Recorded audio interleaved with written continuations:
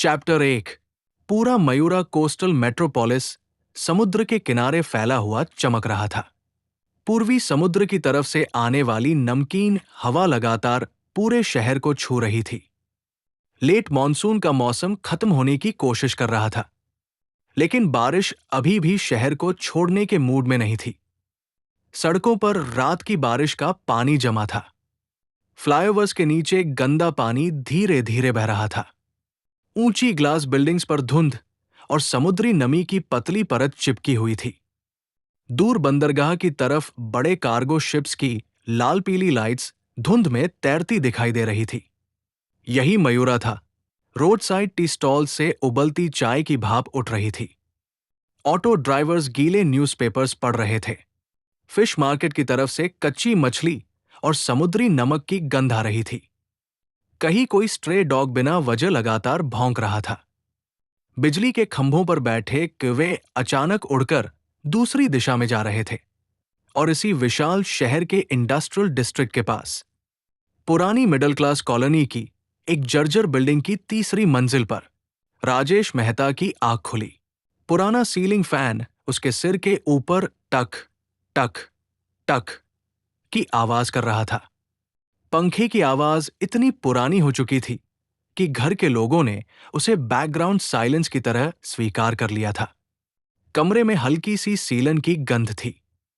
खिड़की के किनारों से रात की बारिश का पानी अंदर आया था, और दीवार के कोने में नमी की गहरी काली लकीर बन चुकी थी। राज कुछ सेकंड तक छत को खाली आंखों से देखता रहा। उसकी आंखों के नीचे काले गहरे घेरे थे, बाल बिखरे हुए, सांस धीमी। शरीर ऐसा लग रहा था जैसे सोकर नहीं, किसी अदृश्य लड़ाई से लौटकर उठा हो। कमरे के दूसरे कोने में पुरानी वुडन टेबल पर उसकी स्केचेस बिखरी पड़ी थी। कुछ आधी बनी हुई, कुछ मुड़ी हुई, कुछ पर पेंसिल मार्क्स इतने गहरे थे जैसे पेपर के अंदर भावनाएं दबा दी गई हों। बाहर किचन से बर्तनों की आवाज आई। राज, उठ गया क्या? रोशनी मेहता की आवाज आई। उसकी आवाज में वो रोज वाली गर्माहट थी, लेकिन उसके नीचे महीनों की थकान भी छिपी थी। स्कूल नहीं जाना क्या? राज ने जवाब नहीं दिया। उसने बस धीरे से करवट बदली और आंखें बंद करने की कोशिश की, क्योंकि जागना उसे हमेशा भारी लगता था। लेकिन अगले ही पल दरवाजा धड़ाम से खुला। मम्मी, मैंने बोला था ना, ये फिर स्नूज करके सो जाएगा। राधिका तूफान की तरह कमरे में घुसी। 10 साल की छोटी सी लड़की, लेकिन एनर्जी किसी साइक्लोन जैसी। उसके बाल आधे बंधे थे, आधे खुले। हाथ में स्कूल रिबन था जिसे वो खुद बांध नहीं पा रही थी।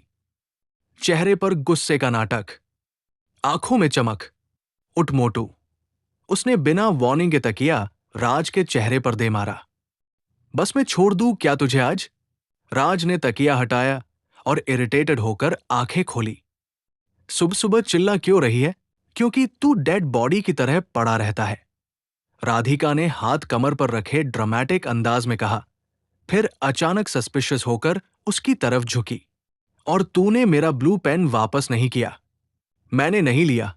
झूठ, सच, तेरा चेहरा देखकर ही लगता है क्रिमिनल है। राज के होंठों पर बहुत हल्की, लगभग अदृश्य मुस्कान आई, और रोशनी जो दरवाजे से दोनों को देख रही थी, वो एक पल के लिए वहीं रुक गई, क्योंकि पिछले कई महीनों में उसने अपने बेटे के चेहरे पर इतनी भी मुस्कान बहुत कम देखी थी। उसकी आंखों में एक सेकंड के लिए सॉफ्टनेस आई, फिर तुरंत प्रैक्टिकल चिंता लौट आई। राज बेटा, जल्दी तैयार हो जा, आज फिर लेट हुआ ना तो। वो वाक्य पूरा नहीं कर पाई, क्योंकि वो जानती थी लेट होने का मतलब सिर्फ अटेंडेंस नहीं था, ह्यूमिलिएशन था। राज धीरे धीरे बिस्तर से उठा। उसके पैर ठंडी फ्लोर टाइल्स पर पड़े। कमरे की खिड़की से बाहर देखने पर सामने दूसरी बिल्डिंग की दीवार दिख रही थी, जहां बारिश का पानी पाइप से लगातार टपक रहा था। नीचे कॉलोनी ऑलरेडी जाग चुकी थी। कहीं प्रेशर कुकर की सीटी, कहीं न्यूज चैनल की तेज आवाज, कहीं पति पत्नी की लड़ाई, कहीं बच्चों का होमवर्क पैनिक। लाइफ चल रही थी हमेशा की तरह। राज वॉश बेसिन के सामने खड़ा हुआ। टूटा हुआ मिरर उसकी शक्ल को हल्का डिस्टॉर्ट कर रहा था। उसने खुद को कुछ सेकंड तक देखा। पतला शरीर, झुके कंधे, थकी आंखें, चेहरे पर वो परमानेंट हेजिटेशन। उसने नजर हटा ली, क्योंकि उसे खुद को देखना पसंद नहीं था। उसी समय ड्राइंग रूम में रोशन मेहता जी पुराना न्यूज़पेपर पढ़ने का नाटक कर रहे थे। असल में उनकी नजर हर 30 सेकंड में बिजली के बिल पर जा रही थी, जो टेबल के नीचे दबा था। उनके हाथों की उंगलियों पर छोटे छोटे बर्न मार्क्स थे, सोल्डरिंग आयरन के। आंखों के पास गहरी थकान थी। वो फिजिकली मजबूत आदमी थे, लेकिन लगातार फाइनेंशियल प्रेशर इंसान की रीढ़ अंदर से तोड़ देता है। शॉप का जीएसटी फिर बढ़ गया। शॉप का जीएसटी फिर बढ़ गया। उन्होंने धीरे से खुद से बड़बड़ाया। रोशनी जी ने गैस बंद करते हुए उनकी तरफ देखा। सुबह सुबह शुरू मत कीजिए। तो क्या करूं? रोशन जी ने फ्रस्ट्रेशन दबाते हुए न्यूज़पेपर मोड़ा। रेंट बाकी है, सप्लायर पेमेंट बाकी है। ऊपर से वो अचानक रुक गए, क्योंकि राज बाहर आ चुका था। और चाहे वो कितने भी स्ट्रिक्ट क्यों ना लगे, वो अपने बेटे के सामने पैसों की हालत ओपनली डिस्कस नहीं करना चाहते थे। उन्होंने बस गला साफ किया। स्कूल के टेस्ट का क्या हुआ? राज के कदम एक सेकंड को रुक गए। यही प्रॉब्लम थी। हर बातचीत इवेंचुअली उसी जगह पहुंच जाती थी। Performance, marks, future, scholarship. उसने आंखें नीचे रखते हुए धीरे से कहा, ठीक था। रोशन जी उसे कुछ सेकंड तक देखते रहे। उनके अंदर डर था, लेकिन वो डर हमेशा लेक्चर बनकर बाहर आता था। राज, उनकी आवाज भारी हो गई। ये लॉरेंस एकेडमी कोई नॉर्मल स्कूल नहीं है। वहां अपॉर्चुनिटी मिली है तुझे। लोग सपने देखते हैं उस जगह का। अगर तू बस कीजिए, रोशनी जी ने धीरे लेकिन मजबूती से बीच में कहा, क्योंकि उन्होंने राज की आंखों में वो फैमिलियर शटडाउन देख लिया था। वो वाला मोमेंट जब लड़का मेंटली कहीं अंदर बंद हो जाता था। डाइनिंग टेबल पर ऑकवर्ड साइलेंस फैल गया।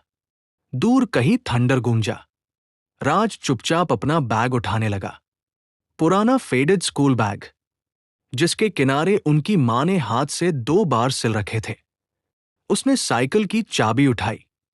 तभी राधिका अचानक उसके सामने आकर खड़ी हो गई। आज जल्दी आना, उसने सस्पिशियस सीरियसनेस से कहा। क्यों? क्योंकि साइंस प्रोजेक्ट बनाना है। तू खुद बना। नहीं, तू बनाएगा। क्यों? क्योंकि मैं छोटी हूं। ये कोई लॉजिक नहीं है। मेरे घर में यही कॉन्स्टिट्यूशन है। रोशनी जी हंसी रोक नहीं पाई। ये छोटी छोटी लड़ाइयां ही इस घर को जिंदा रखे हुए थी।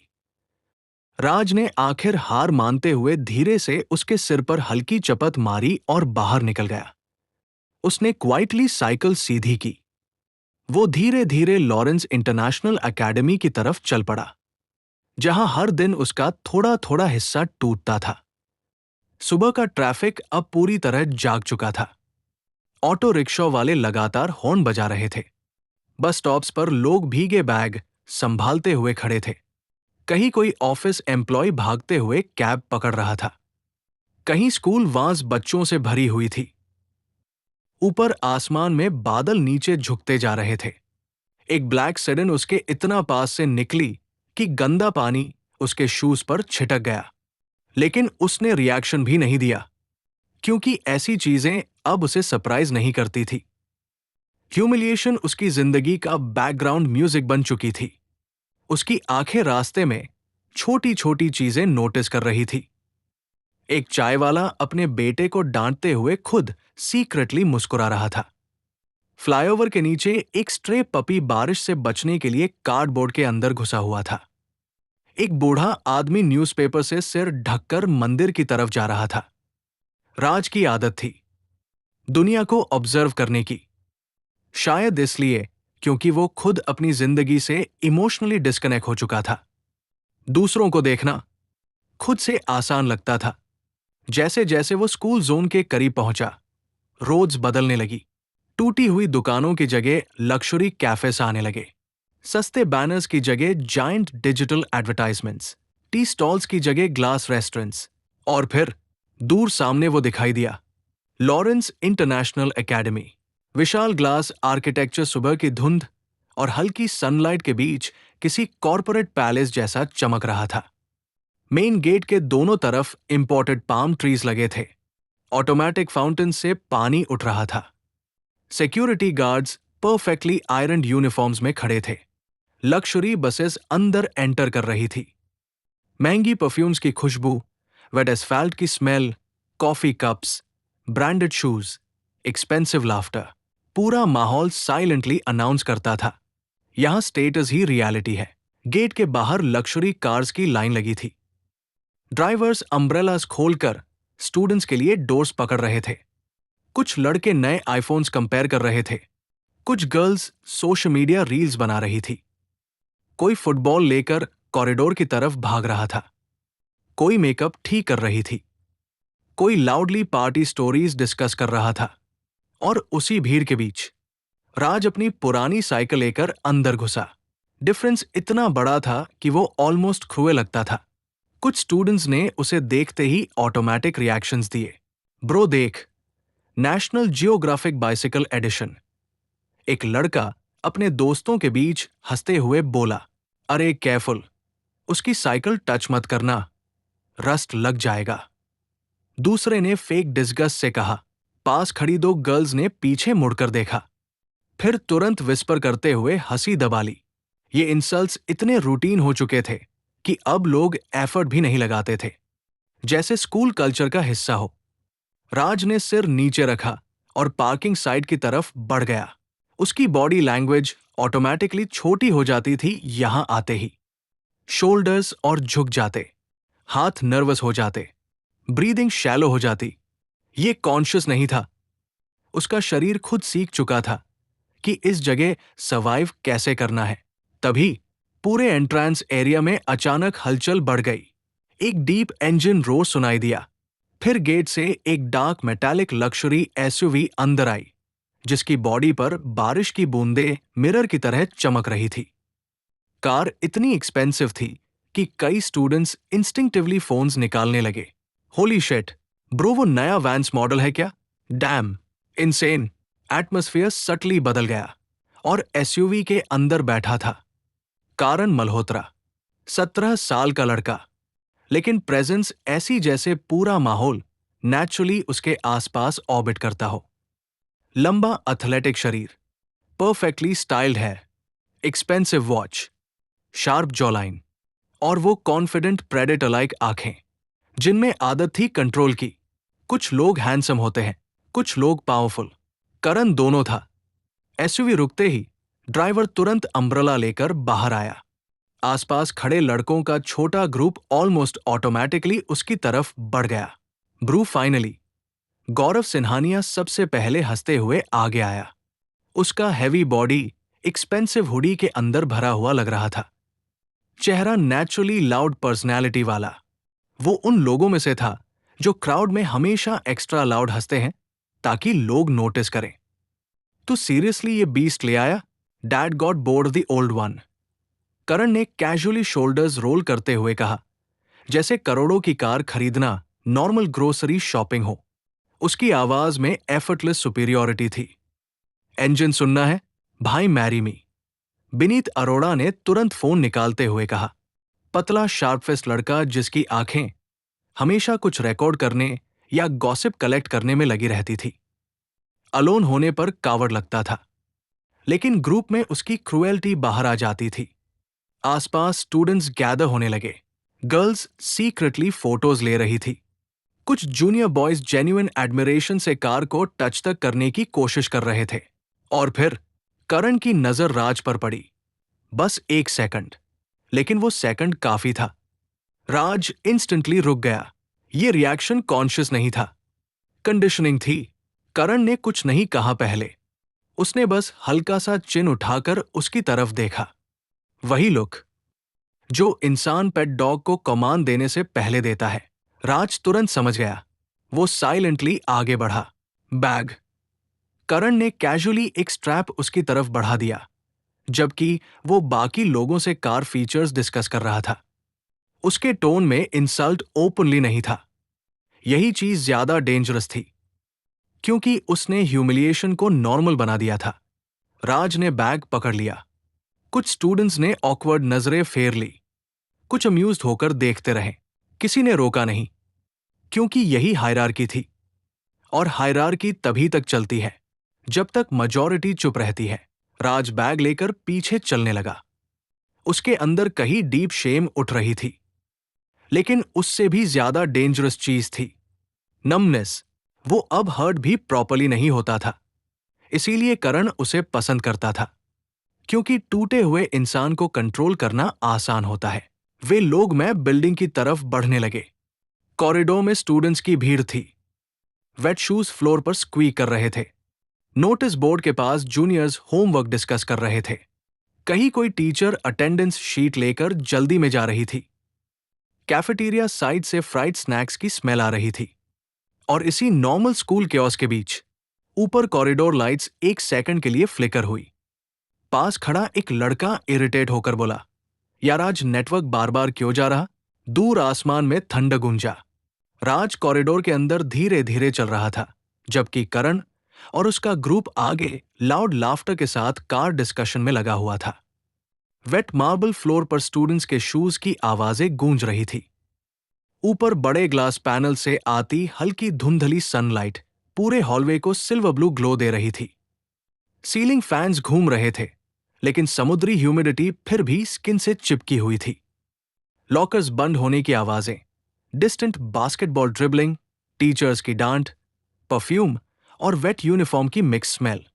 पूरा स्कूल हर सेकंड मूवमेंट से भरा हुआ था। लेकिन राज के लिए ये जगह हमेशा क्राउडेड होकर भी अकेली लगती थी।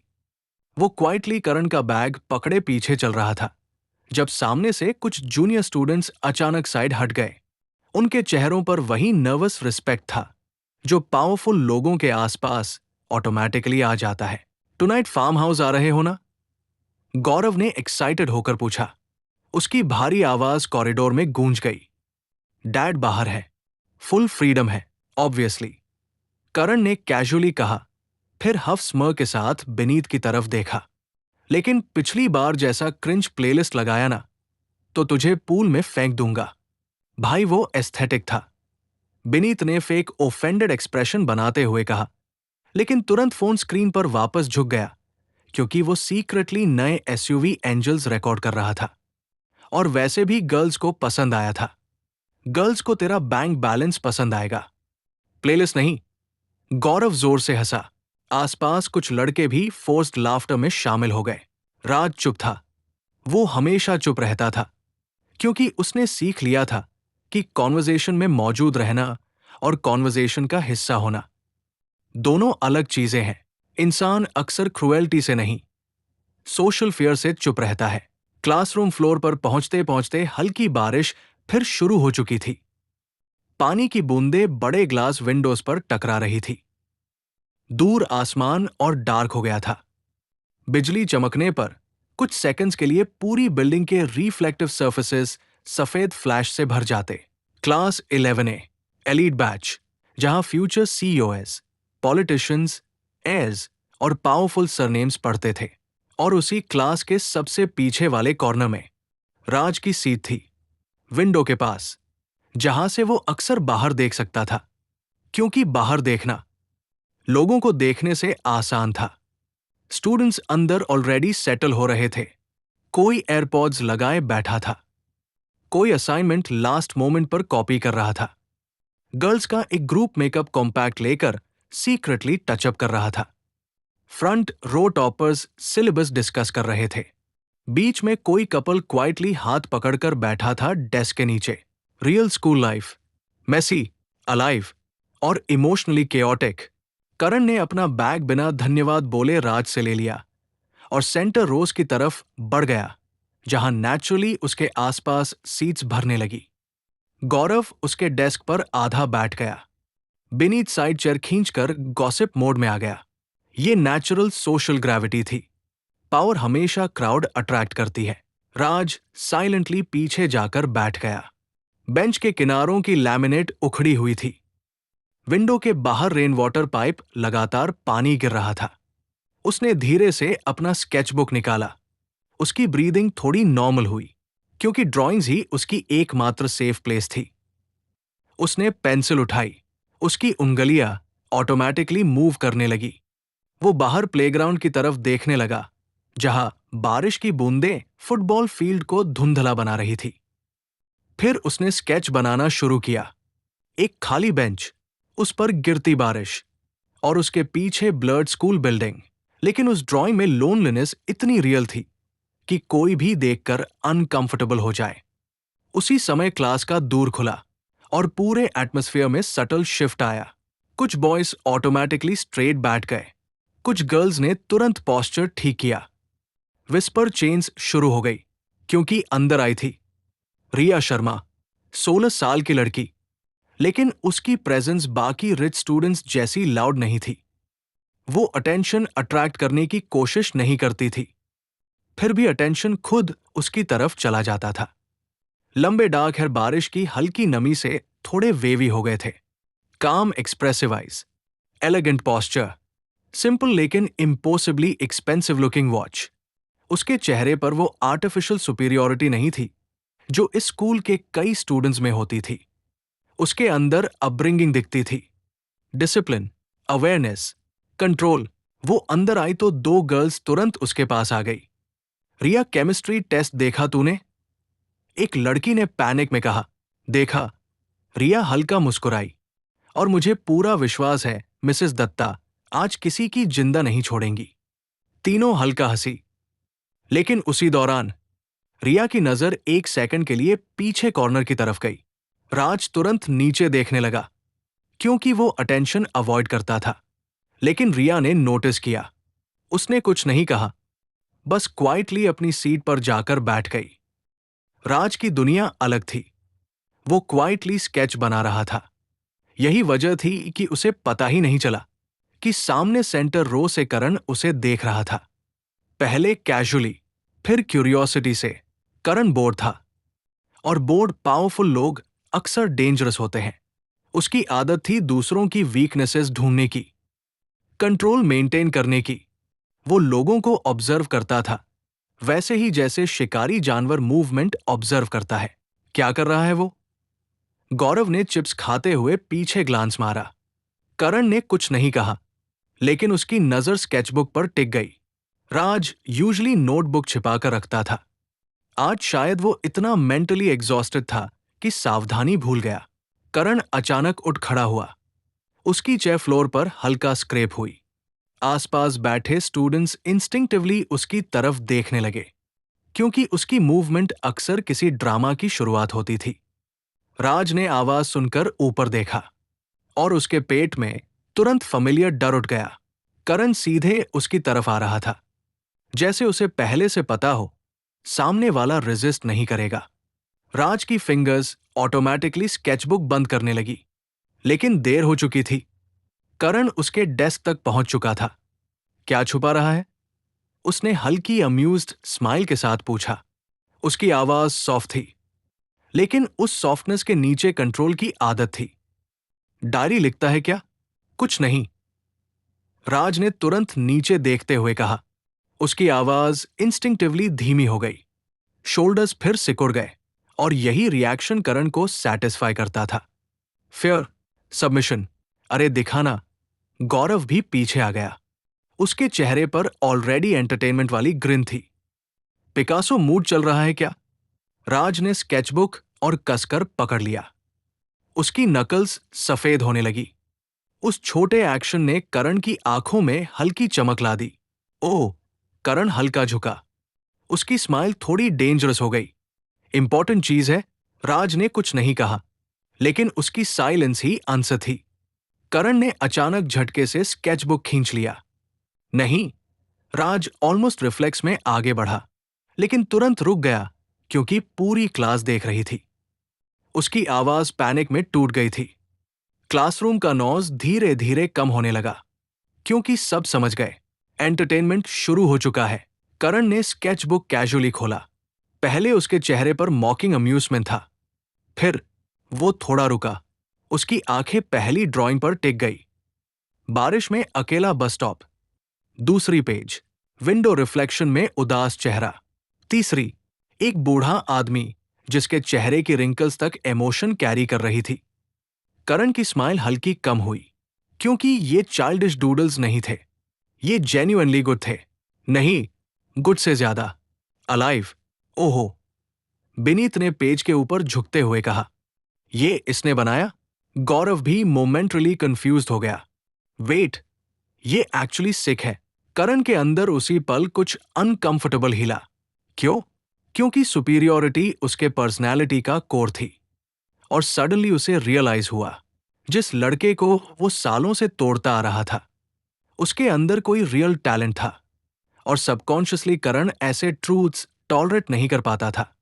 उसका ईगो हायरार्की चाहता था। अगर राज टैलेंटेड था, तो इसका मतलब राज पूरी तरह नेचर नहीं था। और ये अनएक्सेप्टेबल था। उसकी आंखों में हल्की कोल्डनेस वापस आ गई। इमोशनल आर्टिस्ट बॉय, उसने मौकरी वापस लाते हुए धीरे से कहा। फिर एक पेज ऊपर उठाया। वाह! बारिश, उदासी, अकेलापन। ब्रो, तू इंसान है या रिजेक्टेड इंडी फिल्म? कुछ स्टूडेंट्स हंस पड़े, कुछ ऑकवर्डली साइलेंट रहे। राज की ब्रीदिंग अनइवन होने लगी। उसका पूरा शरीर स्टिफ हो गया, क्योंकि ये सिर्फ नोटबुक नहीं थी, ये उसकी सेफ प्लेस थी। उसकी इमोशंस, उसकी लोनलीनेस, उसकी वो बातें जो वो किसी इंसान को नहीं बता सकता था। और अब वो सब पब्लिक स्पेक्टिकल बन रहा था। अरे ये देख! गौरव ने एक और स्केच उठाया। भाई ने लीफ तक इमोशनल बना दिया। पोर पिकासो, बिनीत जोर से बोला। मेरा स्केच बना दे ब्रो, लेकिन जॉलाइन शार्प रखना। क्लासरूम में नर्वस लाफ्टर फैल गया, लेकिन उस लाफ्टर में डिस्कम्फर्ट भी था, क्योंकि कई स्टूडेंट्स जेन्युइनली ड्राइंग से इम्प्रेस थे। और यही चीज सिचुएशन को और अगली बना रही थी। करण ने पेजेस पलटने शुरू किए। फिर अचानक उसका हाथ रुक गया। उसकी आंखें थोड़ी नैरो हुई। पेज पर था रिया शर्मा का पोर्ट्रेट, लेकिन ग्लैमरस नहीं, फेक परफेक्ट नहीं, अलाइव। उसकी आंखों में सॉफ्टनेस थी। विंडो लाइट उसके हेयर पर गिर रही थी। एक्सप्रेशन काम था, ऑलमोस्ट थॉटफुल। पहली बार किसी ने उसे रिच स्कूल क्वीन की तरह नहीं, इंसान की तरह ड्रॉ किया था। क्लासरूम कुछ सेकंड्स के लिए स्ट्रेंजली साइलेंट हो गया। करण की जॉ टाइटन हुई। उसने तुरंत ऊपर देखा। राज का चेहरा सफेद पड़ चुका था। फियर, पैनिक, सब एक साथ। ओह! गौरव की आवाज डेंजरस टीजिंग में बदल गई। अब समझ आया आर्टिस्ट साहब इतना डेडिकेटेड क्यों है। भाई, बिनीत हंसी रोकते हुए बोला, ये तो डीप निकला। पीछे कुछ लड़कियां अनकंफर्टेबल होकर एक दूसरे को देखने लगी, क्योंकि अब सिचुएशन मजाक से पर्सनल ह्यूमिलिएशन में बदल चुकी थी। राज ने फाइनली वीक आवाज में कहा, प्लीज वापस दे दो। उसकी आवाज इतनी धीमी थी कि ऑलमोस्ट टूट रही थी। वो डेस्क के किनारे को कसकर पकड़े था। आंखें नीचे थी, क्योंकि वो किसी की आंखों में देखकर ये ह्यूमिलिएशन सर्वाइव नहीं कर सकता था। लेकिन करण अब सुनने के मूड में नहीं था, क्योंकि जेलसी साइलेंटली एक्टिवेट हो चुकी थी। रिया उसका ऑब्सेशन थी, पोजेशन, और अब उसी लड़की का इमोशनल पोर्ट्रेट उस लड़के ने बनाया था जिसे वो कीड़ा समझता था। उसने अचानक स्केचबुक से कुछ पेजेस फाड़ दिए। चिर्रक, पेपर फटने की आवाज क्लासरूम में असामान्य रूप से लाउड लगी। राज फ्रीज हो गया, पूरी तरह, जैसे उसके अंदर कुछ रुक गया हो। अरे केयरफुल ब्रो, गौरव ऑकवर्ड लाफ के साथ बोला। शायद इवन उसे मोमेंटली गिल्ट फील हुआ। इतना ड्रामेटिक मत हो। लेकिन करण रुक नहीं रहा था। उसने एक पेज हवा में उछाल दिया, फिर दूसरा। बारिश की हवा ओपन विंडो से अंदर आई और स्केचेस क्लासरूम में उड़ने लगे। किसी पेज पर ग्राफाइट टीयर्स जैसा शाइन कर रहा था, किसी पर हफ ड्रॉन आइज थी, किसी पर लोनलीनेस, किसी पर साइलेंस। और राज बस देख रहा था, क्योंकि जब इंसान बहुत लंबे समय तक पावरलेस रहता है, तो एक पॉइंट के बाद उसका दिमाग सर्वाइवल के लिए नंब होना सीख लेता है। एक लड़की क्वाइटली नीचे गिरे स्केच को उठाने झुकी, लेकिन बिनीत ने हंसते हुए उसके हाथ से पेज फिर खींच लिया। अरे एग्जिबिट चल रहा है अभी। पास बैठी रिया धीरे धीरे ये सब देख रही थी, और पहली बार उसकी काम आंखों में जेन्युइन एंगर उभरने लगा। क्लासरूम की हवा बदल चुकी थी। कुछ मिनट पहले तक जो नॉइस कैजुअल स्कूल केओस था, अब वो अनकंफर्टेबल टेंशन में बदल गया था। सीलिंग फैंस अभी भी घूम रहे थे। बारिश अभी भी विंडोज पर लगातार पड़ रही थी। कॉरिडोर में कहीं किसी टीचर की हील्स की आवाज गूंज रही थी। लेकिन 11A के अंदर एटमॉस्फेयर भारी हो चुका था। स्केच पेजेस अभी भी फ्लोर पर बिखरे हुए थे। राज उसे देख रहा था, बस देख रहा था। उसकी आंखें उस पेज पर अटक गई थी, जैसे उसका कोई हिस्सा वहां पड़ा हो। उसकी फिंगर्स कांप रही थी। थ्रोट ड्राई हो चुका था, लेकिन आवाज नहीं निकल रही थी।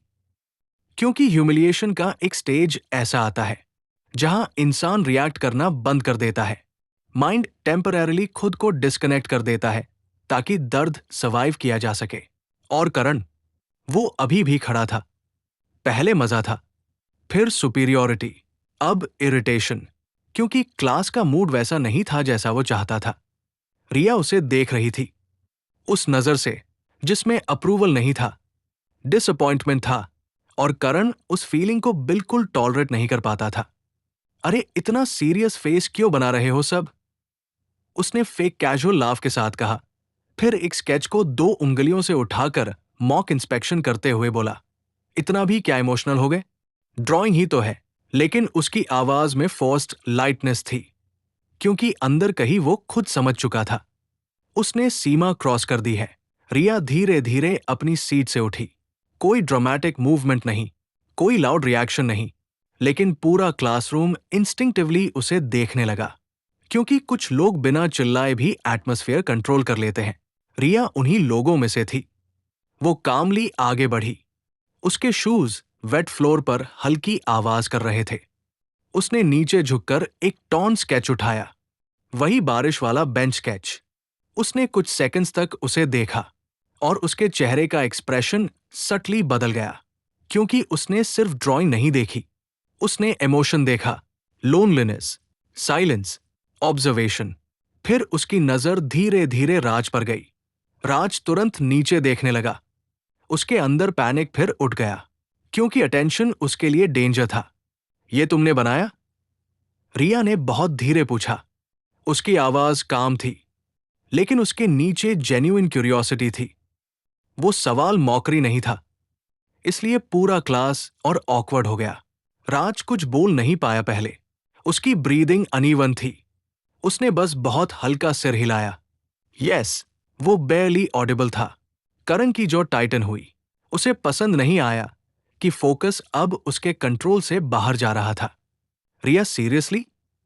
उसने फोर्स्ड स्मर्क के साथ कहा, you impressed by this depressing stuff?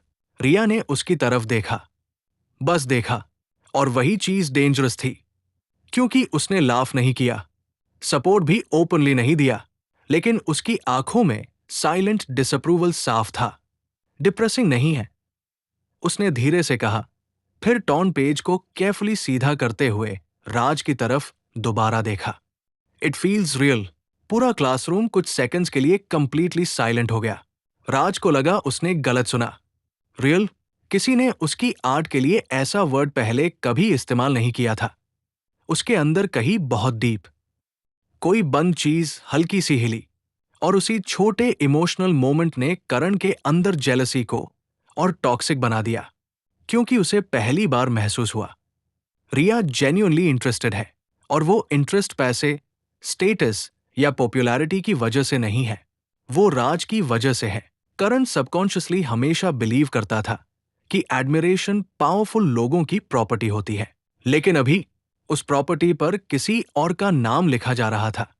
वाह, बिनीत ऑकवर्ड हंसी के साथ बोला, सिचुएशन को लाइटर बनाने की कोशिश करते हुए। आर्टिस्ट भाई फेमस हो गए, लेकिन कोई प्रॉपरली हंसा नहीं, क्योंकि अब मजाक अनकंफर्टेबल हो चुका था।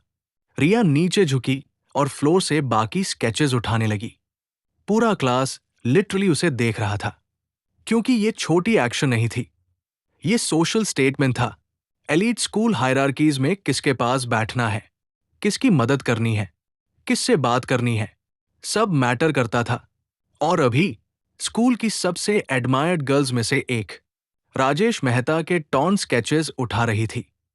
राज तुरंत पैनिक में खड़ा हुआ। नन्ही, मैं कर लूंगा। उसकी आवाज घबराहट में कांप गई, क्योंकि वो इमोशनली उस काइंडनेस को प्रोसेस नहीं कर पा रहा था। आप रहने दीजिए, उसने आप इंस्टिंक्टिवली कहा, क्योंकि उसकी अपब्रिंगिंग ऐसी थी। रिया ने उसकी तरफ देखा और पहली बार नोटिस किया, ये लड़का सिर्फ शाय नहीं है, उसकी बॉडी खुद डरती है। रिलैक्स, उसने बहुत हल्की रीअश्योरिंग स्माइल के साथ कहा। पेपर उठाने से सोशल स्टेटस कम नहीं हो जाएगा। गौरव ने तुरंत करण की तरफ देखा। Bad move, very bad move, क्योंकि अब एटमॉस्फेयर सटली करण के खिलाफ शिफ्ट होने लगा था। करण का चेहरा काम दिख रहा था, लेकिन उसके फिंगर्स डेस्क पर धीरे धीरे टैप करने लगे थे। एक हैबिट, जब वो एंगर सप्रेस करता था। रिया की नजर अचानक एक स्केच पर रुक गई। वो वही पोर्ट्रेट था उसका। उसने कुछ सेकंड्स तक उसे देखा, और इस बार उसका एक्सप्रेशन जेन्युइनली बदल गया। उसने खुद को हजारों बार फोटोज में देखा था। Perfect angels, perfect makeup, perfect poses, लेकिन इस ड्राइंग में वो अलाइव लग रही थी, ह्यूमन। उसकी आंखों में सॉफ्टनेस थी, जो वो खुद भी रेयरली नोटिस करती थी। और सबसे स्ट्रेंज बात, राज ने उसे वैसे ड्रॉ किया था जैसे वो उसे समझता हो। ये इम्पॉसिबल होना चाहिए था, क्योंकि उन्होंने प्रॉपर्ली बात तक नहीं की थी। तुमने, रिया धीरे से बोली। उसकी आवाज अनयूजुअली सॉफ्ट हो गई। मुझे ऐसे कैसे ड्रॉ किया? राज इंस्टेंटली फ्रीज हो गया। उसका दिमाग ब्लैंक हो गया, क्योंकि वो सच नहीं बोल सकता था कि वो लोगों को ऑब्जर्व करता है बहुत डीपली, स्पेशली उसे। मैं, उसने मुश्किल से शब्द निकाले। बस देखा था। रिया की आंखों में क्यूरियोसिटी और बढ़ गई। उसकी काम आंखें अब भी स्केचबुक पर थी। राज के अंदर पैनिक और कंफ्यूजन एक साथ घूम रहे थे। उसका दिमाग सिचुएशन को प्रॉपर्ली प्रोसेस नहीं कर पा रहा था, क्योंकि उसके साथ ऐसा कभी हुआ ही नहीं था। लोग उसकी ड्राइंग्स का मजाक उड़ाते थे, इग्नोर करते थे, या सिंपली उसे इनविजिबल ट्रीट करते थे। लेकिन अभी तुम हमेशा ड्रॉ करते हो? रिया ने धीरे से पूछा। उसकी आवाज सॉफ्ट थी, लेकिन उसमें फोर्स्ड पोलाइटनेस नहीं थी, जेन्युइन इंटरेस्ट था। वो कैजुअली बात नहीं कर रही थी, वो एक्चुअली जानना चाहती थी। राज ने तुरंत जवाब नहीं दिया। उसकी आइज बार बार आसपास के स्टूडेंट्स की तरफ जा रही थी, क्योंकि उसे महसूस हो रहा था पूरा क्लास देख रहा है। उसका नर्वस सिस्टम अटेंशन हैंडल करना भूल चुका था। कभी कभी उसने फाइनली बहुत धीमी आवाज में कहा, बस ऐसे ही, ऐसे ही। रिया की आईब्रोज हल्की ऊपर उठीं। उसने स्केचबुक का एक पेज फिर खोला। ये ऐसे ही नहीं है। राज ने कुछ नहीं कहा, क्योंकि उसे कॉम्प्लीमेंट्स पर रिएक्ट करना नहीं आता था। वो इंटरनली हमेशा इंसल्ट एक्सपेक्ट करता था, इसलिए काइंडनेस आने पर उसका दिमाग टेम्पररीली फ्रीज हो जाता था। कारण अभी भी सेंटर रो के पास खड़ा था। बाहर से काम, हैंड्स पॉकेट में, एक्सप्रेशन कंट्रोल्ड। उसके लिए ये सीन सिर्फ कॉन्वर्जेशन नहीं था, ये ऑथोरिटी शिफ्ट था। उसने सालों लगाकर क्लासरूम की सोशल हायरार्की बनाई थी। किसका मजाक उड़ेगा, किसकी वैल्यू होगी, कौन इनविजिबल रहेगा, सब साइलेंटली तय था। और अभी रिया उस इनविजिबल लड़के को विजिबल बना रही थी। करण ने आखिर फेक स्माइल के साथ धीरे से क्लैप किया। Wow, amazing. उसकी आवाज स्मूथ थी, लेकिन नीचे इरिटेशन साफ छिपी थी। Artist boy finally discovered. कुछ लोग वीक लाफ्टर में शामिल हुए, लेकिन एनर्जी वैसी नहीं थी। करण ने नोटिस किया। रिया ने उसकी तरफ देखा। इस बार उसके एक्सप्रेशन में हल्की अननोयंस थी। यू नो, हर चीज जोक नहीं होती। क्लासरूम फिर साइलेंट हो गया, क्योंकि किसी ने ओपनली करण को रेयरली चैलेंज किया था, स्पेशली इस टोन में नहीं। करण की स्माइल कुछ मिलीसेकंड्स के लिए स्टिफ हुई, लेकिन उसने तुरंत खुद को संभाला, क्योंकि पावरफुल लोग पब्लिक इमेज मेंटेन करना सीखते हैं। अरे रिलैक्स। उसने दोनों हाथ स्लाइटली उठाए जैसे वो इनोसेंट हो। मैं तो बस मजाक कर रहा था। लेकिन उसके अंदर एंगर क्वाइटली बिल्ड हो रहा था, क्योंकि रिया का टोन अलग था। वो डिसअपॉइंटमेंट वाला टोन, जो उसे सबसे ज्यादा हेट था। उसी समय बाहर कॉरिडोर में अचानक कुछ लड़के जोर से चिल्लाए।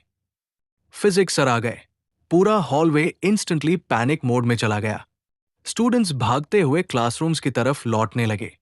रिसेस ऑफिशियली खत्म होने वाला था, लेकिन वापस सीट्स पर बैठते समय भी 11A का माहौल नॉर्मल नहीं हुआ।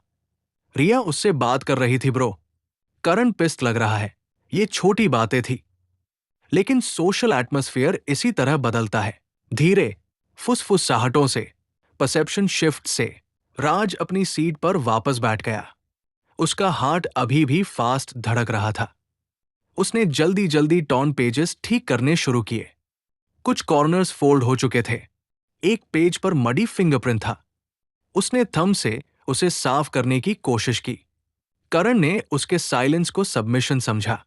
उसने हल्का स्मर किया और पीछे हट गया, लेकिन जाते जाते उसकी नजर स्केचबुक पर फिर पड़ी, और वही चीज उसे सबसे ज्यादा डिस्टर्ब कर रही थी।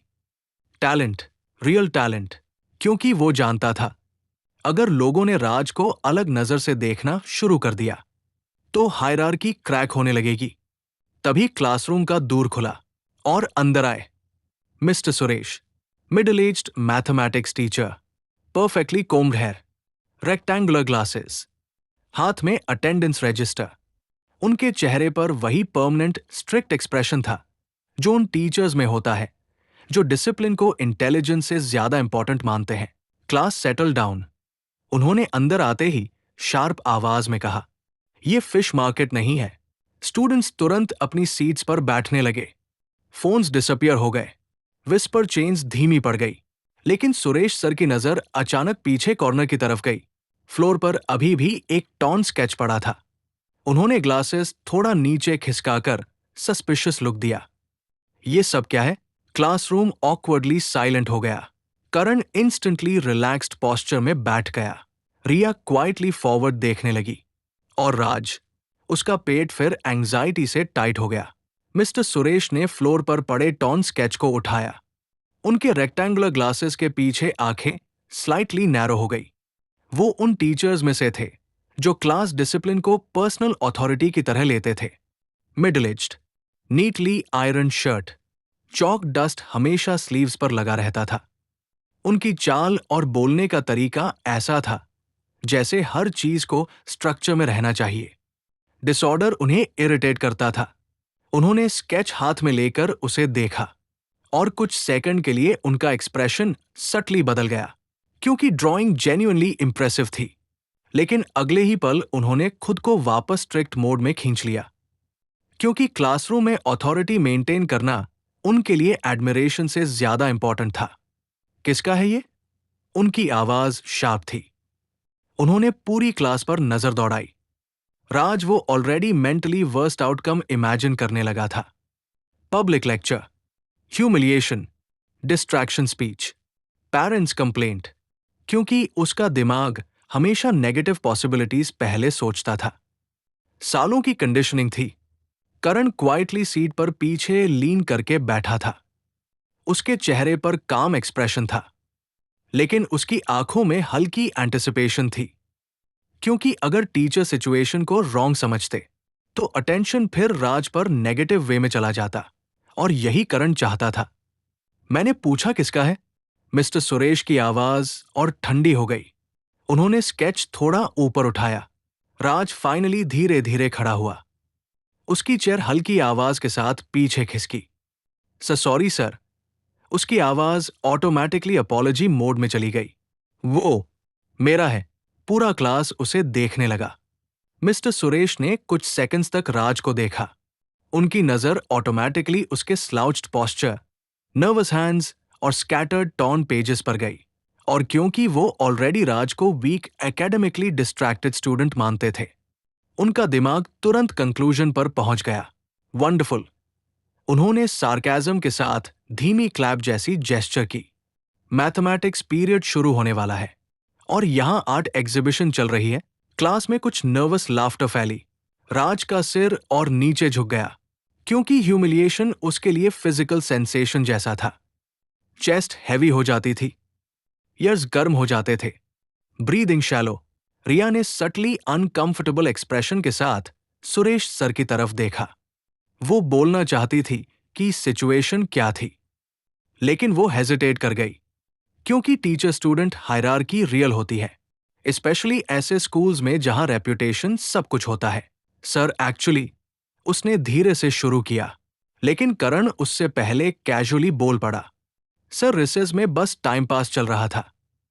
राज थोड़ा इमोशनल हो गया शायद। मिस्टर सुरेश ने अननॉड होकर डेस्क पर रजिस्टर पटका। इमोशनल? उन्होंने इरिटेटेड एक्सप्रेशन के साथ कहा। बोर्ड एग्जाम्स आने वाले हैं और तुम लोग इमोशंस में बिजी हो। फिर उनकी नजर राज पर गई। और तुम? उनकी आवाज थोड़ी हैवी हो गई।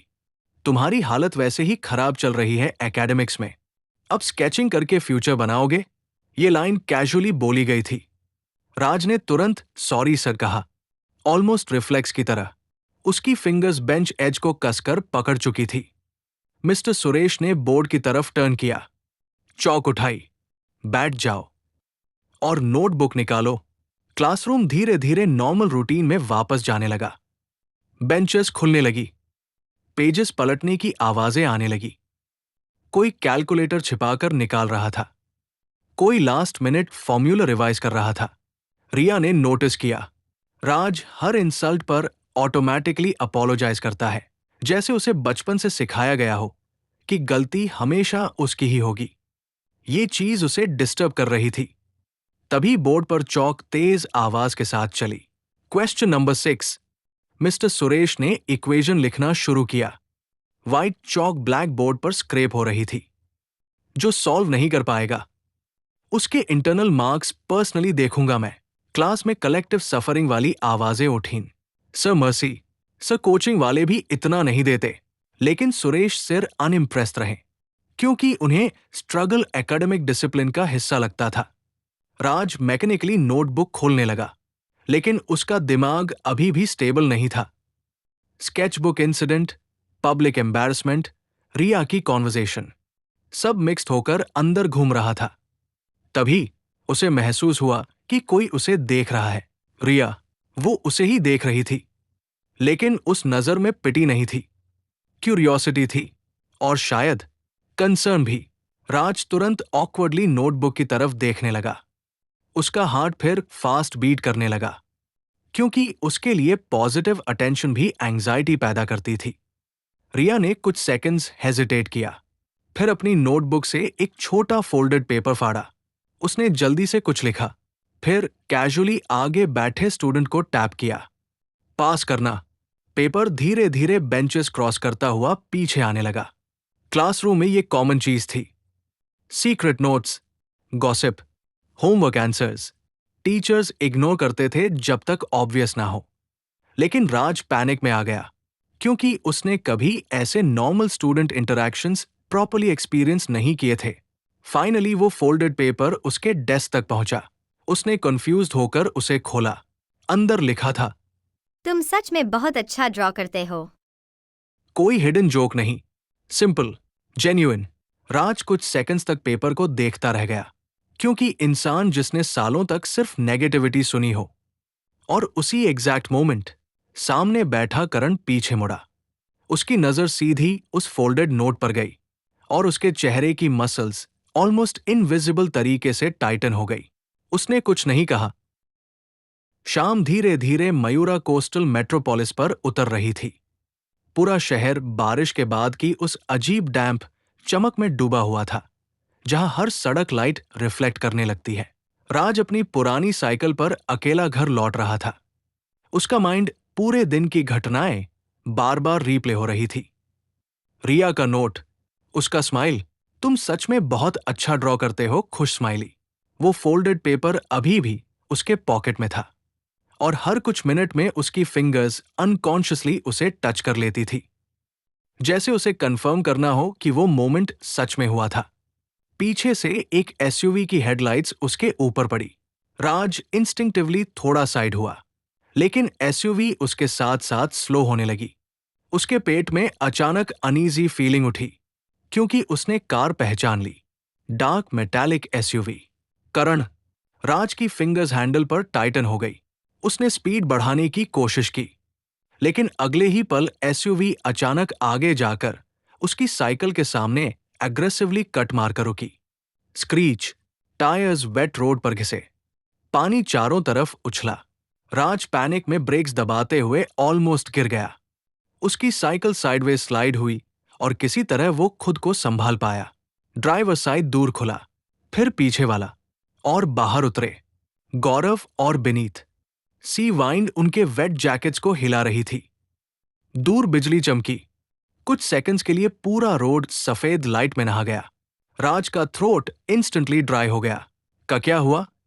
उसकी आवाज ऑटोमेटिकली कमजोर हो गई, क्योंकि उसका नर्वस सिस्टम इन सिचुएशंस में सर्वाइवल मोड में चला जाता था। गौरव आगे बढ़ा। उसके चेहरे पर फेक कैजुअल ग्रिन थी, लेकिन आंखों में एग्रेशन साफ था। करण बुला रहा है, मुझे घर जाना है। राज ने इंस्टिंक्टिवली पीछे हटते हुए कहा। उसकी सांसें तेज होने लगी। प्लीज, उसने प्लीज ऑटोमेटिकली कहा, और यही चीज करण के ग्रुप को हमेशा सुपीरियॉरिटी फील करवाती थी। बिनीत ने अननॉड एक्सप्रेशन के साथ उसकी साइकिल पकड़ ली। ड्रामा मत कर भाई, 2 मिनट की बात है। राज ने साइकिल वापस खींचने की कोशिश की, बहुत वीकली, क्योंकि उसके अंदर रेजिस्टेंस की आदत ही खत्म हो चुकी थी। लेकिन उसी छोटे रेजिस्टेंस ने सिचुएशन इंस्टेंटली रफ बना दी। ओए! गौरव ने उसकी कॉलर पकड़कर उसे जोर से एसयूवी की तरफ धक्का दिया। हीरो मत बन। धड़ाम। राज का कंधा एसयूवी बॉडी से टकराया। दर्द की तेज लहर उसकी बाह में दौड़ गई। उसकी सांस अटक गई। प्लीज, मैंने कुछ नहीं किया। उसकी आवाज कांप रही थी।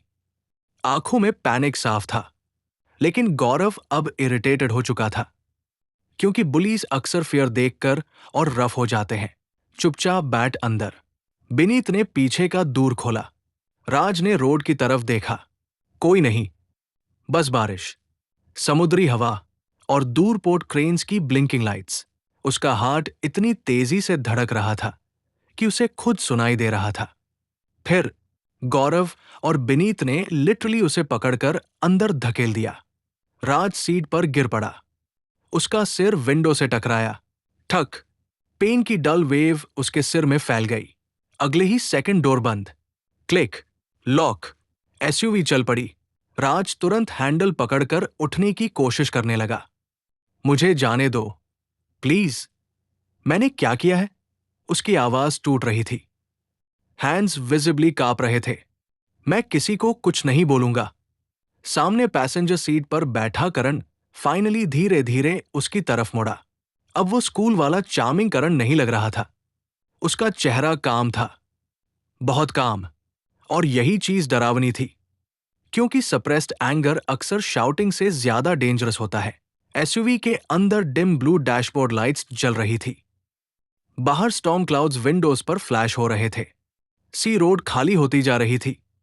करण कुछ सेकंड्स तक बस राज को देखता रहा, फिर बहुत धीरे बोला, तूने खुद को क्या समझना शुरू कर दिया है? राज फ्रीज हो गया।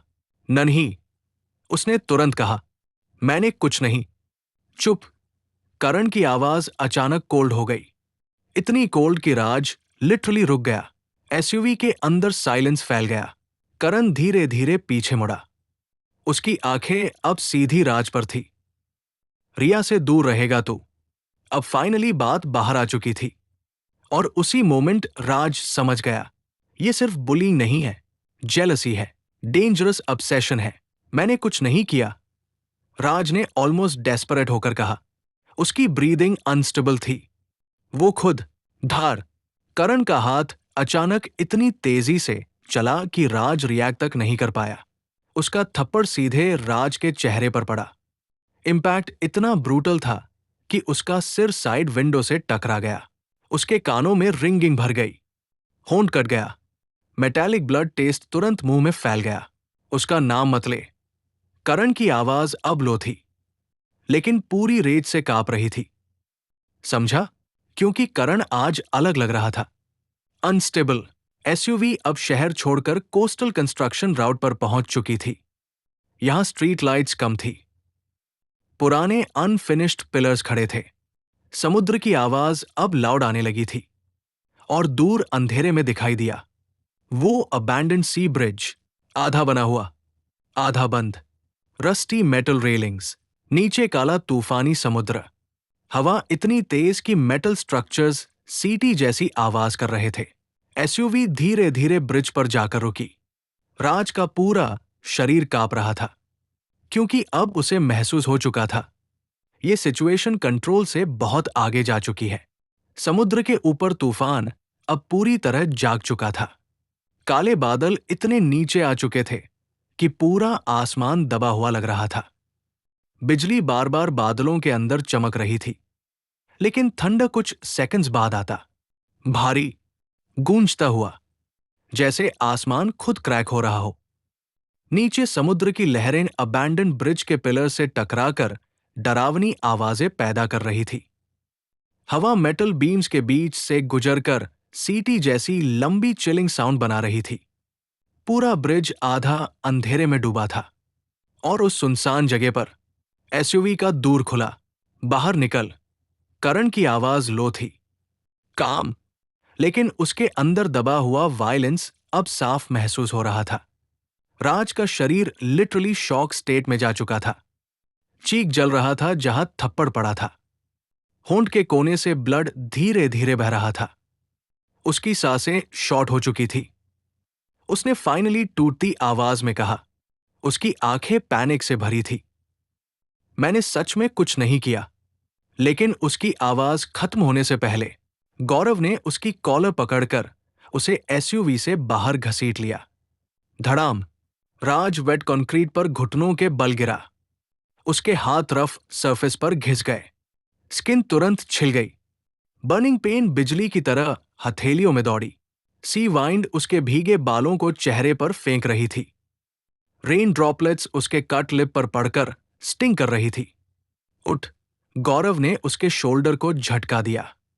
उसकी आवाज में इरिटेशन थी, लेकिन अंदर नर्वसनेस भी शुरू हो चुकी थी, क्योंकि सिचुएशन अब नॉर्मल बुलिंग से बहुत आगे निकल रही थी। राज मुश्किल से खड़ा हुआ। उसके पैर कांप रहे थे। वो रिपीटेडली आसपास देख रहा था, जैसे कोई मिरेकल हो जाए, कोई कार आ जाए, कोई इंसान दिख जाए, कोई बचा ले। करण धीरे धीरे उसकी तरफ बढ़ा। उसके एक्सपेंसिव शूज पानी में छप छप की आवाज कर रहे थे। रेन उसके परफेक्टली स्टाइल्ड हेयर को खराब कर रही थी, लेकिन उसे फर्क नहीं पड़ रहा था। उसकी आंखों में अब सिर्फ रेज बची थी। तुझे पता है मुझे सबसे ज्यादा क्या हेट है? उसने बहुत धीरे पूछा। उसकी आवाज डेंजरस तरीके से कंट्रोल्ड थी। जब कोई अपनी औकात भूल जाता है। राज इंस्टिंक्टिवली पीछे हट गया। मैंने नहीं। धार। इस बार पंच, सीधा पेट में। करण का मुक्का पूरी ताकत से राज के स्टमक में धंसा। इंपैक्ट इतना ब्रूटल था कि राज की सांस लिटरली बंद हो गई। खे। उसका शरीर फोल्ड हो गया। वो 2 कदम पीछे लड़खड़ाया, फिर घुटनों के बल गिर पड़ा। उसके मुंह से हवा की टूटी हुई आवाज निकली। पेट में ऐसा लगा जैसे अंदर कुछ फट गया हो। करण वहीं नहीं रुका। उसने राज के बाल पकड़कर उसका सिर ऊपर खींचा। रिया। उसने उसका नाम ऑलमोस्ट पोजेसिवली कहा। उसकी जॉ इतनी टाइट थी कि मसल्स विजिबली ट्विच कर रही थी। तू उसके पास बैठेगा? राज की आंखों में आंसू आ चुके थे। पेन से, फियर से, लैक ऑफ ऑक्सीजन से। वो खुद। उसने मुश्किल से शब्द निकाले। धाम। राज की विजन सफेद फ्लैश से भर गई। उसके कानों में लाउड रिंगिंग गूंजने लगी। माथे से ब्लड बहना शुरू हो गया। भाई बस, विनीत ने अनईजी होकर कहा। उसकी आवाज में अब नर्वस लाफ्टर नहीं था। कोई आ गया तो प्रॉब्लम हो जाएगी। लेकिन करण सुन नहीं रहा था, क्योंकि अब वो सिर्फ जेलस नहीं था, वो इमोशनली आउट ऑफ कंट्रोल था और आज पहली बार रिया ने किसी और को वैसे देखा था जैसे वो खुद देखे जाना चाहता था। राज रेलिंग पकड़कर खुद को संभालने की कोशिश कर रहा था। ब्लड बारिश के पानी के साथ मिलकर उसकी आंखों के पास बह रहा था। उसकी सांस टूट रही थी। तू जानता है वो तुझसे बात क्यों कर रही थी? उसने कोल्ड स्माइल के साथ कहा। सिंपैथी, बस। उसकी आंखों में क्रुएल्टी चमक रही थी। लोग इंजर्ड डॉग्स को भी सिंपैथी देते हैं। ये वर्ड्स इसलिए बोले गए क्योंकि करण उसे फिजिकली नहीं, मेंटली क्रश करना चाहता था। राज की आंखें नीचे चली गई और यही चीज करण को मोमेंटली सेटिस्फैक्शन देती थी। करण धीरे धीरे उसकी तरफ बढ़ा। बारिश उसके चेहरे पर बह रही थी। आंखों में दबा हुआ अनस्टेबल रेज साफ दिख रहा था। करण का पंच सीधे उसके पेट में धंसा। राज की सांस तुरंत बंद हो गई। उसका शरीर फोल्ड होकर घुटनों पर गिर पड़ा। करण रुका नहीं। उसने राज के बाल पकड़कर उसका सिर ऊपर खींचा और पूरी ताकत से पास की मेटल रेलिंग पर दे मारा। धाम! राज की विजन ब्लर हो गई। माथे से ब्लड बहने लगा। करण, बस। बिनीत की आवाज में नर्वसनेस आ चुकी थी। कोई प्रॉब्लम हो जाएगी। लेकिन करण अब सुन नहीं रहा था। उसके अंदर जेलसी और ह्यूमिलिएशन पूरी तरह रेज में बदल चुकी थी। तभी राज के पॉकेट से वो फोल्डेड पेपर नीचे गिरा। रिया का नोट। करण ने उसे उठाया, पढ़ा। तुम सच में बहुत अच्छा ड्रॉ करते हो, खुश स्माइली। बस इतना। लेकिन वही लाइन उसके अंदर आखिरी ट्रिगर बन गई। उसने राज की शर्ट पकड़कर उसे फिर खड़ा किया और लगातार पंचेस मारने लगा। धक, धार, एक पंच चेहरे पर, एक रिब्स पर, एक जॉ पर। हर हिट के साथ राज का शरीर लूसली हिल रहा था। वो डिफेंड तक नहीं कर पा रहा था। इयर्स ऑफ फियर और हेल्पलेसनेस ने उससे लड़ना ही छीन लिया था। ब्लड बारिश के पानी के साथ उसके चेहरे से बह रहा था। उसकी एक आंख स्वेलिंग से आधी बंद हो चुकी थी। सांस टूट रही थी। तू उसके लेवल का कभी नहीं हो सकता। करण दांत भींचकर ऑलमोस्ट ग्राउल करते हुए बोला। समझा? धाम! राज का शरीर पीछे गिरा और कंक्रीट पर मोशनलेस पड़ा रह गया। करण हैवी ब्रीदिंग के साथ खड़ा था। उसके हाथ कांप रहे थे। गौरव और बिनीत फ्रोजन होकर राज को देख रहे थे। भाई! गौरव धीरे धीरे उसके पास गया। ये उठ क्यों नहीं रहा? कोई जवाब नहीं। राज की बॉडी बिल्कुल स्टिल थी। बिनीत पैनिक में नीचे झुका। राज! उसने शोल्डर हिलाया। ओए उठ। कुछ नहीं। उसने डरते हुए राज की नाक के पास हाथ रखा। फिर उसका चेहरा सफेद पड़ गया। भाई! उसकी आवाज कांप गई। इसकी ब्रीदिंग नहीं चल रही। पूरा एटमॉस्फेयर सडनली बदल गया। अभी तक जो रेज था वो इंस्टेंट फियर में बदल गया। करण पीछे हट गया। उसकी आंखों में पहली बार पैनिक आया। Shut up! ऐसा नहीं हो सकता। गौरव ने खुद चेक किया। फिर उसने धीरे धीरे करण की तरफ देखा। उसकी आंखों में साफ डर था। करण! उसकी आवाज भारी हो गई। ये मर गया शायद। थंडर जोर से गूंजा। तीनों कुछ सेकंड्स शॉक में खड़े रहे। बारिश लगातार राज के मोशनलेस शरीर पर गिर रही थी। फिर बिनीत ऑलमोस्ट टूटती आवाज में बोला, हमें यहां से निकलना होगा अभी। करण की ब्रीदिंग अनस्टेबल हो चुकी थी। उसका दिमाग तेजी से कोलैप्स हो रहा था। अगर बॉडी मिल गई तो सब खत्म। उसने ट्रेम्बलिंग हैंड से अपने भीगे बाल पीछे किए। फिर डेड साइलेंस में बोला, बॉडी नीचे फेंको। गौरव इंस्टेंटली पीछे हट गया। क्या? मैंने कहा नीचे फेंको। करण अब पैनिक और एंगर दोनों में चिल्लाया। कोई बॉडी नहीं मिलेगी तो कोई प्रूव नहीं कर पाएगा। कुछ सेकंड्स कोई हिला नहीं। फिर फियर ने मॉरलिटी को दबा दिया। तीनों ने मिलकर अनकॉन्शियस राज की बॉडी उठाई। उसका सिर लूसली साइड में लटक गया। ब्लड बारिश के पानी के साथ ब्रिज फ्लोर पर फैल रहा था। नीचे समुद्र अंधेरे में गरज रहा था। 1, 2, 3 और अगले ही पल उन्होंने राज की बॉडी समुद्र में फेंक दी। छपाक! काला पानी उसे तुरंत निगल गया। तीनों कुछ सेकंड्स शॉक में खड़े रहे। बारिश लगातार राज के मोशनलेस शरीर पर गिर रही थी। फिर बिनीत ऑलमोस्ट टूटती आवाज में बोला, हमें यहां से निकलना होगा अभी। करण की ब्रीदिंग अनस्टेबल हो चुकी थी। उसका दिमाग तेजी से कोलैप्स हो रहा था। अगर बॉडी मिल गई तो सब खत्म। उसने ट्रेम्बलिंग हैंड से अपने भीगे बाल पीछे किए। फिर डेड साइलेंस में बोला, बॉडी नीचे फेंको। गौरव इंस्टेंटली पीछे हट गया। क्या? मैंने कहा नीचे फेंको। करण अब पैनिक और एंगर दोनों में चिल्लाया। कोई बॉडी नहीं मिलेगी तो कोई प्रूव नहीं कर पाएगा। कुछ सेकंड्स कोई हिला नहीं। फिर फियर ने मॉरलिटी को दबा दिया। तीनों ने मिलकर अनकॉन्शियस राज की बॉडी उठाई। उसका सिर लूसली साइड में लटक गया। ब्लड बारिश के पानी के साथ ब्रिज फ्लोर पर फैल रहा था। नीचे समुद्र अंधेरे में गरज रहा था। 1, 2, 3 और अगले ही पल उन्होंने राज की बॉडी समुद्र में फेंक दी। छपाक। काला पानी उसे तुरंत निगल गया। कुछ सेकंड्स तक सरफेस पर सिर्फ वायलेंट वेव्स थी। रेन वाटर लगातार समुद्र पर पड़ रहा था। नीचे ब्लैक वाटर करंट्स राज की अनकॉन्शियस बॉडी को गहराई की तरफ खींचते जा रहे थे। ऊपर ब्रिज पर करण, गौरव और बिनीत कुछ पल फ्रोजन खड़े रहे। तीनों की सांसें तेज थी। चेहरा सेव्ड, हैंड्स कांप रहे थे। फिर अचानक रियलिटी ने उन्हें जोर से हिट किया। चल, गौरव ऑलमोस्ट पैनिक में चिल्लाया। उसकी आवाज डर से फट रही थी। यहां से निकलते हैं। करण कुछ सेकंड्स तक नीचे समुद्र को घूरता रहा। उसकी आंखों में शॉक और डिनायल दोनों थे। जैसे उसका दिमाग अभी भी एक्सेप्ट नहीं कर पा रहा था कि क्या हुआ है। लेकिन फिर दूर कहीं पुलिस सायरन जैसी फेंट आवाज सुनाई दी और फियर ने फाइनली उसे मूव कराया। गाड़ी में बैठो, उसने हार्श आवाज में कहा। तीनों ऑलमोस्ट भागते हुए एसयूवी की तरफ लौटे। वेट ब्रिज पर उनके कदम फिसल रहे थे। बारिश लगातार तेज होती जा रही थी।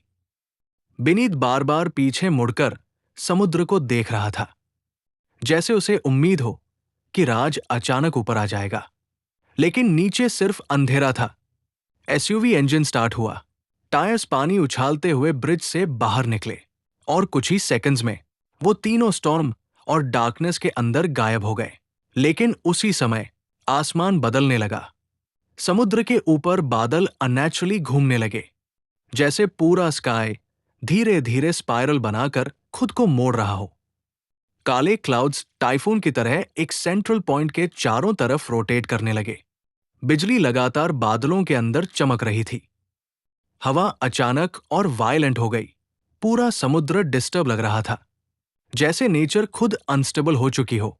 और उस विशाल रोटेटिंग क्लाउड फॉर्मेशन के ठीक नीचे राज की बॉडी समुद्र में डूब रही थी। उसकी आंखें बंद थी, चेहरा खून और समुद्री पानी से ढका हुआ। Body lifeless. Heart stopped. फिर कड़ाक, आसमान फटा। एक मैसिव लाइटनिंग स्ट्राइक सीधे समुद्र पर गिरी, इतनी तेज कि पूरा ओशन कुछ सेकंड्स के लिए सफेद रोशनी में चमक उठा। धाम। इलेक्ट्रिसिटी पानी के अंदर फैली। फिर दूसरी लाइटनिंग, फिर तीसरी, फिर चौथी। एक के बाद एक मल्टीपल लाइटनिंग स्ट्राइक्स बिल्कुल उसी जगह पर गिरने लगी जहां राज की बॉडी करंट्स में फंसी हुई थी।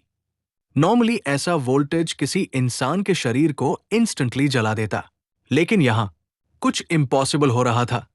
Millions and millions of volts समुद्र के अंदर उतर रहे थे, लेकिन डिस्ट्रक्टिव डिस्चार्ज फैलने के बजाय वो स्ट्रेंजली एब्जॉर्ब हो रहे थे, जैसे पूरी एनर्जी कहीं डिसअपियर हो रही हो। समुद्र वायलेंटली चर्न कर रहा था। वेव्स ऊपर उठ रही थी। बिजली पानी के अंदर ब्लू वेन्स जैसी फैल रही थी। और उसी बीच राज का मोशनलेस हार्ट अचानक वायलेंटली जर्क हुआ। धक। फिर साइलेंस। फिर धड़ाम।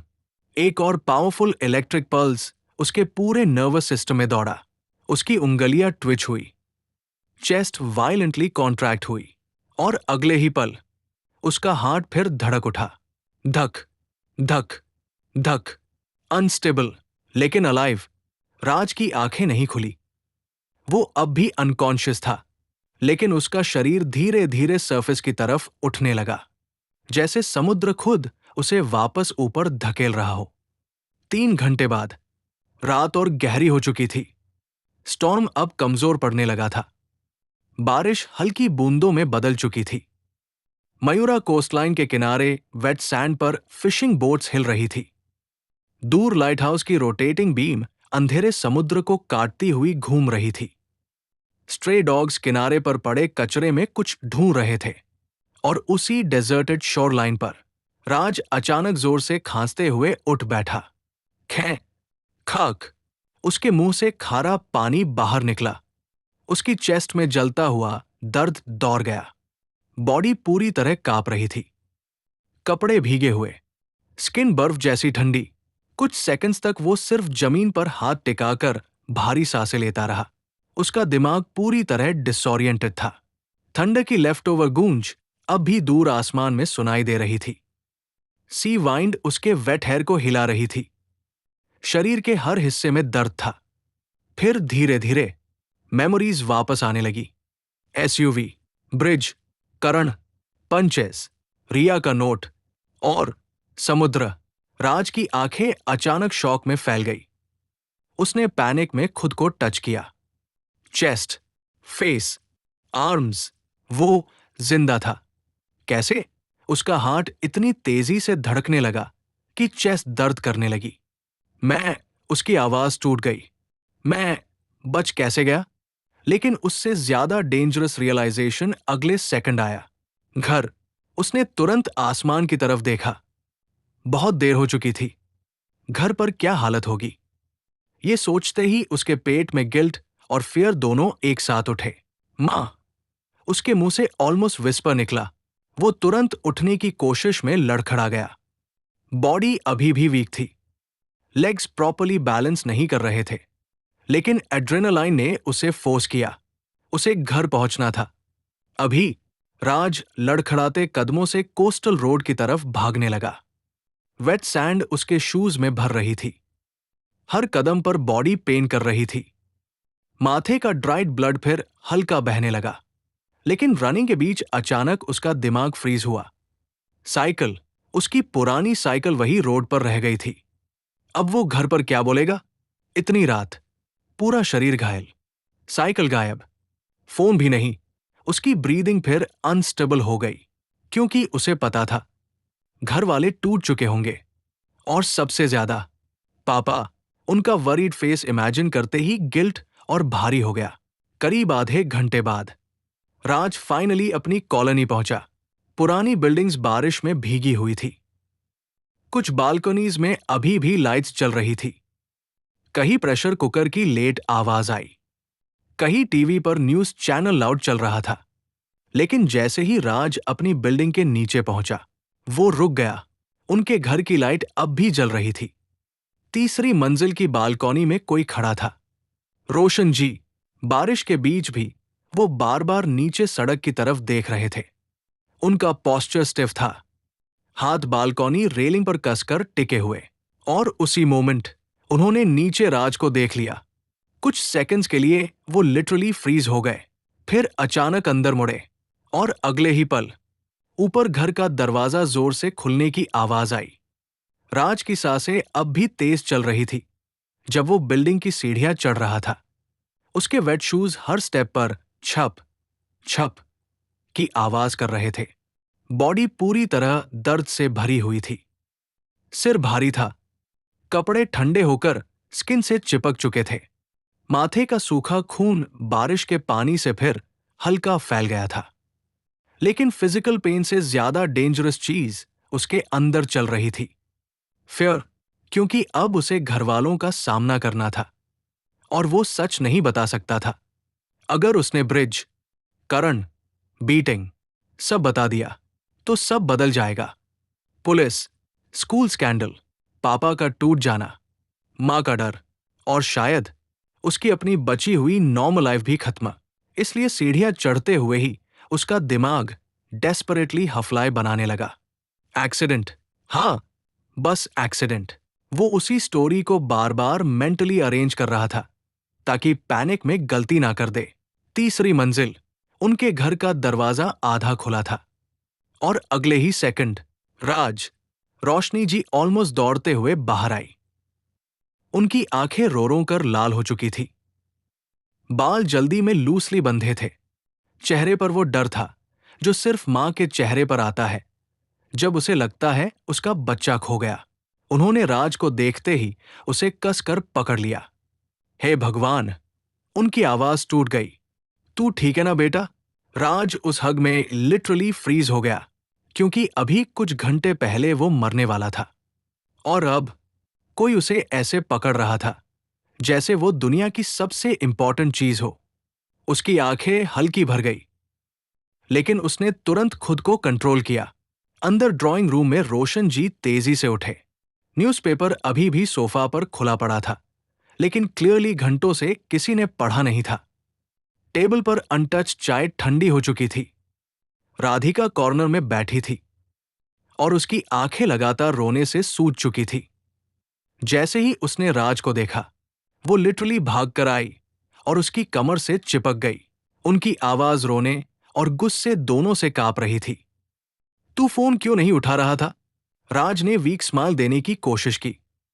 फोन खो गया शायद। लेकिन उसकी बात पूरी होने से पहले रोशन जी उसके बिल्कुल सामने आ चुके थे। उनकी आंखों में रिलीफ था, लेकिन उसके नीचे दबा हुआ टेरर भी। कहा था तू? उनकी आवाज भारी थी। समय देखा है? राज इंस्टिंक्टिवली थोड़ा पीछे हुआ, लेकिन इस बार उसने खुद को फोर्स किया स्टेबल रहने के लिए। उसने धीरे से कहा, एक्सीडेंट हो गया था। पूरा घर इंस्टेंटली साइलेंट हो गया। रेन वाटर बालकॉनी से टपकने की आवाज सडनली बहुत लाउड लगने लगी। क्या? रोशनी जी का चेहरा सफेद पड़ गया। राज ने हफलाई शुरू की। साइकिल फिसल गई। उसने आंखें नीचे रखते हुए कहा, क्योंकि गिल्ट उसे सीधा आई कांटेक्ट नहीं करने दे रहा था। कोस्टल रोड पर बारिश थी। मैं नीचे गिर गया। फिर उसने डेलिबरेटली ब्रीदिंग शेकी रखी, क्योंकि उसका आधा पैनिक सच था। मैं समुद्र में गिर गया था। क्या? राधिका ऑलमोस्ट चीख पड़ी। रोशनी जी के हाथ तुरंत उसके चेहरे पर गए। हे भगवान! उनकी आंखों में आंसू आ गए। तुझे कुछ हुआ तो नहीं? रोशन जी का चेहरा इंस्टेंटली बदल गया। उनका फादर इंस्टिंक्ट पूरी तरह एक्टिवेट हो चुका था। उन्होंने तुरंत राज के शोल्डर्स पकड़कर उसे चेक करना शुरू किया। कहाँ लगी? उनकी आवाज अब लेक्चर वाली नहीं थी, प्योर वरी थी। सिर घूम रहा है? सांस ठीक है? हाथ दिखा। राज ने वीकली कहा, मैं ठीक हूं। लेकिन रोशन जी ऑलरेडी उसके ब्रूजेस देख चुके थे। कटे हुए होंठ, फोरहेड स्क्रैच, छिली हुई हथेलियां, भीगे कपड़े। उनकी आंखों में मोमेंटली सस्पिशन भी आया, क्योंकि इंजरी सिंपल फॉल जैसी नहीं लग रही थी। लेकिन अगले ही सेकंड फियर स्ट्रॉन्गर हो गया, क्योंकि उनके सामने उनका बेटा कांप रहा था। बस वही काफी था। अंदर आ पहले, उन्होंने फर्म आवाज में कहा। राधिका फर्स्ट एड बॉक्स ला, जल्दी। राधिका तुरंत भागी। रोशनी जी लगातार राज के बाल सहला रही थी, जैसे कंफर्म करना चाहती हो कि वो सच में घर वापस आ गया है। कुछ देर बाद राज डाइनिंग टेबल के पास चेयर पर बैठा था। उसके सामने फर्स्ट एड बॉक्स खुला पड़ा था। बारिश की ठंडी हवा विंडो से अंदर आ रही थी। ट्यूबलाइट की सफेद रोशनी में उसके ब्रूजेस और साफ दिख रहे थे। रोशन जी उसकी हथेलियों पर एंटीसेप्टिक लगा रहे थे। राज दर्द से हल्का सिकुड़ गया। सहन कर, रोशन जी ने धीरे लेकिन वरीड आवाज में कहा। इन्फेक्शन हो जाएगा नहीं तो। उनके rough sold burn hands surprisingly careful थे, क्योंकि चाहे वो इमोशनली ऑकवर्ड हो, प्यार फिर भी था। रोशनी जी साइड में बैठी थी। उनकी आंखें अब भी बार बार भर जा रही थी। समुद्र में गिर गया था, वो खुद से विस्पर कर रही थी। भगवान का लाख लाख शुक्र है। राधिका अब भी फेक एंग्री फेस बनाए बैठी थी, लेकिन उसकी फिंगर्स बार बार क्वाइटली राज की स्लीव पकड़ रही थी, जैसे वो डर रही हो कि वो फिर गायब ना हो जाए। कुछ देर बाद राज को गर्म पानी से नहाने भेजा गया। बाथरूम के अंदर स्टीम भर गई। जैसे ही गर्म पानी उसके ब्रूस्ड शरीर पर गिरा। दर्द फिर अलाइव हो गया। उसके रिब्स चलने लगे। फेस स्टिंग करने लगा। राज शावर के नीचे कुछ सेकंड्स आंखें बंद करके खड़ा रहा। ब्रिज फिर याद आया। करण की आंखें, पंचेस, समुद्र, और अचानक उसका पूरा शरीर हल्का कांप गया, क्योंकि अब सेफ्टी में आने के बाद ट्रॉमा प्रॉपर्ली हिट कर रहा था। नहाने के बाद जब वो बाहर आया, टेबल पर उसके लिए गरम खाना रखा था। सब बस खुश थे कि वो जिंदा घर लौट आया। रात काफी हो चुकी थी। राज फाइनली अपने बेड पर लेट गया। पूरा शरीर एग्जॉस्टेड था, माइंड ओवरलोडेड। उसने स्लोली आंखें बंद की, लेकिन फिर सिंक्रोनाइजेशन पूर्ण। राज की आंखें तुरंत खुल गई। उसका पूरा शरीर शॉक में जर्क हुआ। कमरा अंधेरा था। सिर्फ विंडो से हल्की मूनलाइट अंदर आ रही थी। सीलिंग फैन घूम रहा था। सब नॉर्मल था, लेकिन आवाज फिर आई, सीधे उसके दिमाग के अंदर। न्यूरल लिंक स्थिर। राज का हार्ट इंस्टेंटली तेज धड़कने लगा। वो ऑलमोस्ट बिस्तर से पीछे हट गया।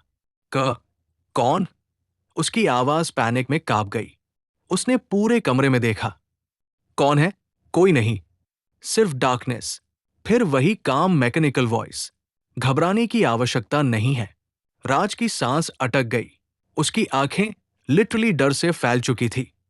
गोस्ट। उसका पहला दिमागी कंक्लूजन यही था, क्योंकि कोई नॉर्मल चीज इंसान के सिर के अंदर बात नहीं करती। भूत। उसके मुंह से ऑलमोस्ट विस्पर निकला। कुछ सेकंड साइलेंस रहा। फिर वॉइस दोबारा बोली, त्रुटि, मैं पैरानॉर्मल एंटिटी नहीं हूं। वॉइस कंप्लीटली इमोशनलेस थी। Calm, mechanical, Hindi English formal mix. Raj अब पूरी तरह पैनिक मोड में था। तू है कौन? परिचय प्रारंभ। कुछ मिलीसेकंड्स पॉज आया। डेजिग्नेशन, ब्रह्मा। कमरे की डार्कनेस में अचानक फेंट ब्लू स्टैटिक उसकी विजन के कॉर्नर्स में फ्लिकर हुआ। राज लिटरली फ्रीज हो गया। मैं वर्तमान मानव सभ्यता द्वारा निर्मित सबसे उन्नत कृत्रिम बुद्धिमत्ता हूं। राज कुछ सेकंड्स समझ ही नहीं पाया। क्या? वॉइस फिर कामली बोली, most advanced artificial intelligence. Raj की ब्रीदिंग अनइवन हो गई। कहां से? Origin location, quantum media research facility. Classification, top secret. Raj के माथे पर कंफ्यूजन और फियर दोनों आ गए। तू मेरे दिमाग में कैसे आया? कुछ सेकंड साइलेंस। राज बेड पर आधा उठकर बैठा था। उसकी सांसें तेज थी। माथे पर पसीना आ चुका था।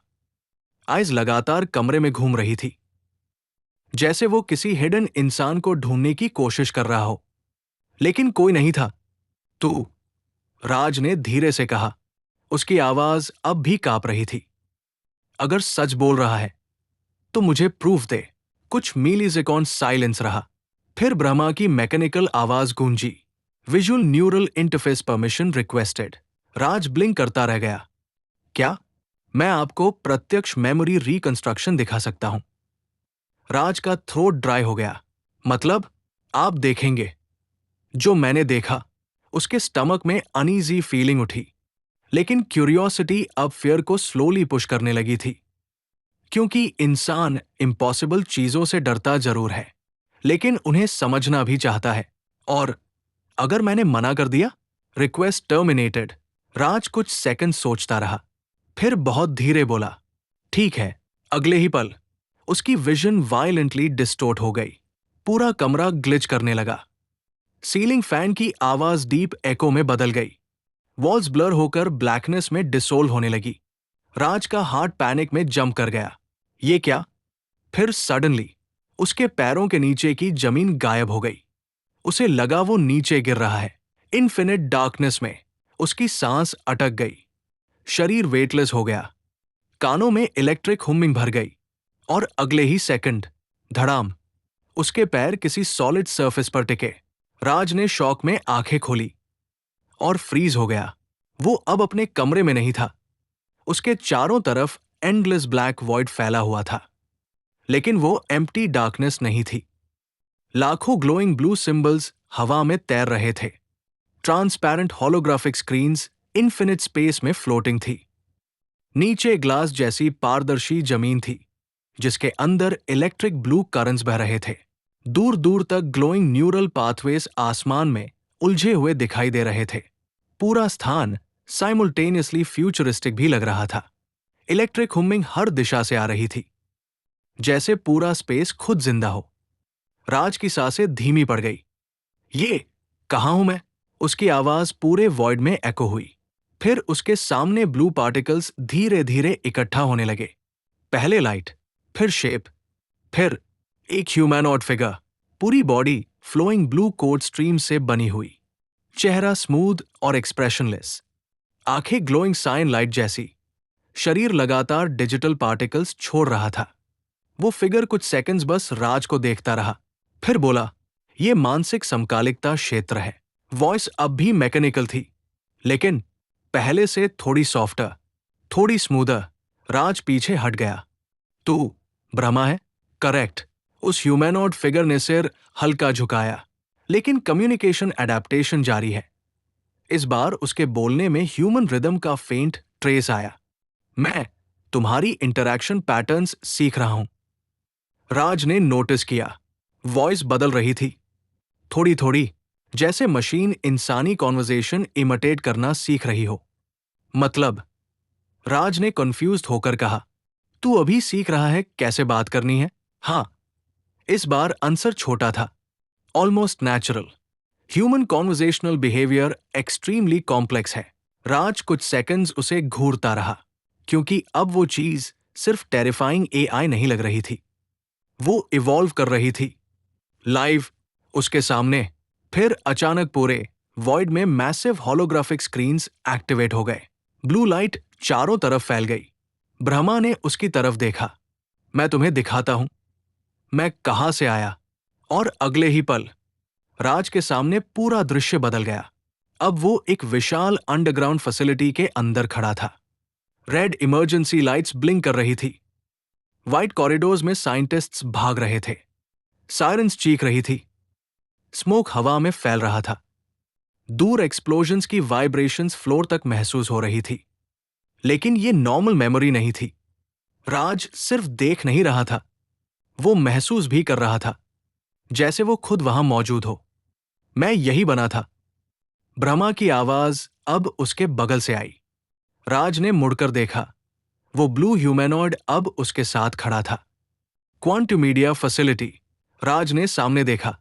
Gigantic server chambers, quantum processors, thousands of blue data streams, और सेंटर में एक मैसिव सिलेंड्रिकल चेंबर। उसके अंदर billions of glowing code fragments घूम रहे थे। वो तू है? था। पहली बार ब्रह्मा ने मैट की जगह इमोशनल पॉज लिया। उस समय मैं सिर्फ आर्किटेक्चर था, कॉन्शियसनेस इनकम्प्लीट थी। राज साइलेंटली देखता रहा। साइंटिस्ट्स चेंबर के सामने एक्साइटेड होकर डेटा डिस्कस कर रहे थे। कुछ नर्वस थे, कुछ प्राउड। फिर एक आदमी सामने आया, grey hair, sharp tired eyes, doctor Aryaveer Sen. Brahma की आवाज स्ट्रेंजली क्वाइटर हो गई। मेरे क्रिएटर। राज ने नोटिस किया, उस लाइन में मशीन जैसी फ्लैटनेस नहीं थी, कुछ सटल चेंज था। अटैचमेंट, स्मॉल लेकिन रियल। फिर मेमोरीज तेजी से आगे बढ़ी। एक disguised infiltrator, hidden explosives, security breach. Suddenly धड़ाम, पूरा कॉरिडोर ब्लास्ट से हिल गया। राज इंस्टिंक्टिवली पीछे हट गया। स्पार्क्स चारों तरफ उड़ने लगे। साइंटिस्ट्स पैनिक में भागने लगे। इमरजेंसी अलार्म्स स्क्रीन करने लगे। ब्रह्मा की आवाज अब स्लाइटली फास्टर हो चुकी थी, जैसे वो खुद भी उस मेमोरी को इंटेंसली प्रोसेस कर रहा हो। उन्होंने मुझे डिस्ट्रॉय होने से बचाने की कोशिश की। राज ने डॉक्टर सेन को देखा। वो होलोग्राफिक कंट्रोल्स पर तेजी से काम कर रहे थे। आंखों में डेस्परेशन थी। मेन सर्वर्स कोलैप्स हो रहे थे। ब्रह्मा ने कहा, बैकअप सिस्टम्स फेल हो चुके थे। फिर डॉक्टर सेन ने चेंबर की तरफ देखा, और पहली बार राज ने उस साइंटिस्ट की आंखों में फियर देखा। Not for himself, for Brahma. उन्होंने मुझे भेज दिया। ब्रह्मा की आवाज धीमी हो गई। Emergency quantum transfer.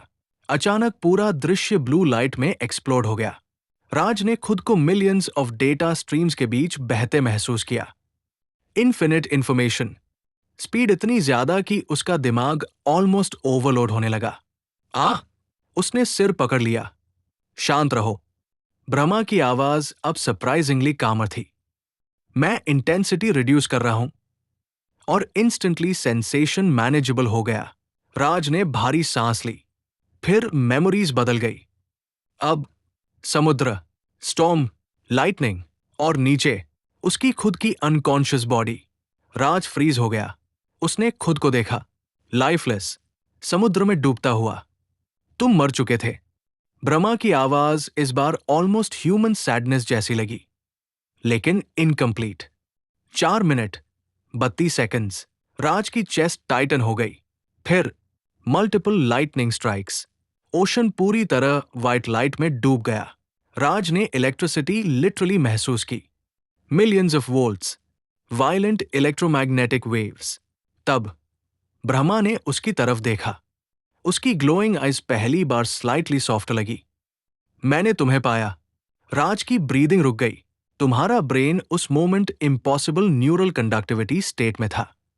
टेम्पररी, लेकिन इनफ।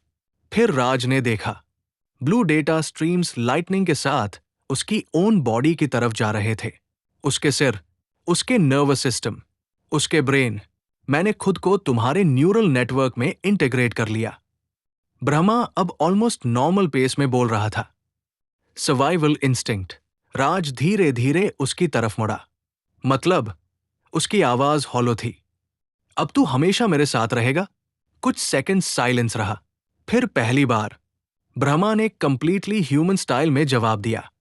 शायद उस एक वर्ड ने पूरे वॉइड को स्ट्रेंजली इमोशनल बना दिया, क्योंकि वो आंसर मशीन जैसा नहीं था। वो अनसर्टेन था। एंडलेस डिजिटल वॉइड के अंदर साइलेंस फैल गया। ब्लू होलोग्राफिक स्ट्रीम्स अब भी हवा में बह रहे थे। नीचे ट्रांसपेरेंट ग्लास लाइक फ्लोर के अंदर बिजली की नीली धाराएं पल्स कर रही थी। दूर फ्लोटिंग सिंबल्स लगातार बदल रहे थे, जैसे पूरा माइंडस्केप खुद किसी लिविंग सुपर कंप्यूटर का हिस्सा हो। राज वही खड़ा था, फ्रोजन। उसकी सांसें अब पहले जैसी पैनिक भरी नहीं थी, लेकिन स्टेबल भी नहीं थी। उसके सामने अभी अभी उसकी अपनी मौत रीप्ले हुई थी। उसने खुद को समुद्र में डेड देखा था। उसने एक आर्टिफिशियल इंटेलिजेंस को लाइटनिंग के बीच अपने ब्रेन में एंटर करते देखा था। और सबसे डेंजरस बात, अब उसका दिमाग धीरे धीरे इस रियलिटी को एक्सेप्ट करना शुरू कर रहा था। क्योंकि शौक हमेशा फॉरएवर नहीं रहता। इवेंचुअली इंसान सवाल पूछना शुरू करता है। राज ने फाइनली धीरे से ब्रह्मा की तरफ देखा। अब क्या होगा? उसकी आवाज हॉलो थी, एग्जॉस्टेड, जैसे उसकी पूरी जिंदगी कुछ घंटों में रिराइट हो गई हो। ब्रह्मा कुछ सेकंड्स उसे साइलेंटली देखता रहा। उसके ग्लोइंग ब्लू आईज लगातार टाइनी डेटा स्ट्रीम्स रिफ्लेक्ट कर रहे थे, लेकिन अब उसकी बॉडी लैंग्वेज पहले से ज्यादा ह्यूमन लग रही थी। Head movement smoother, voice pauses natural, operational codex explanation required, उसने कामली कहा। फिर एक हल्का पॉज लेकर ऑलमोस्ट कॉन्वर्जेशनल टोन में बोला, मतलब, मुझे तुम्हें अपने कोर रूल्स बताने होंगे। राज ने अनईजी एक्सप्रेशन के साथ उसकी तरफ देखा, क्योंकि कोर रूल्स सुनते ही उसके दिमाग में साइंस फिक्शन हॉरर सिनारियोज घूम गए। Mind control, experiments, becoming machine. Brahma ने शायद उसकी एक्सप्रेशन पैटर्न्स पढ़ ली, क्योंकि उसने सरप्राइजिंगली सॉफ्टर टोन में कहा, रिलैक्स, मैं तुम्हें हार्म नहीं करूंगा। राज इंस्टेंटली सस्पिशियस हो गया। हर डेंजरस चीज यही बोलती है। कुछ सेकंड साइलेंस रहा। फिर ब्रह्मा ने जवाब दिया, फेयर पॉइंट,